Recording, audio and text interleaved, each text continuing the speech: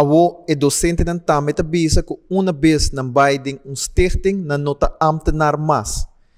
Kiko is zij kemen pa ng rechtspositie? Não tem nenhuma diferença para o que está o salário e a posição jurídica para maestro não que está trabalha para Fundação Escola ou está trabalha para DPS. PC é parlamentário não que a vota contra para DPS bij bouw de stichting, não turta trabalha para stichting. Se esta tem diferença de com a não trabalha na escola pública, se toda tem melhor salário, por exemplo, na escola pública. Não turta trabalha para stichting.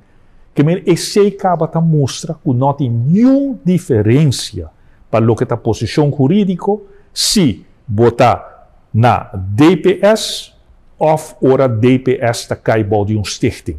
Nenhuma diferença para a posição jurídica de nosso maestro.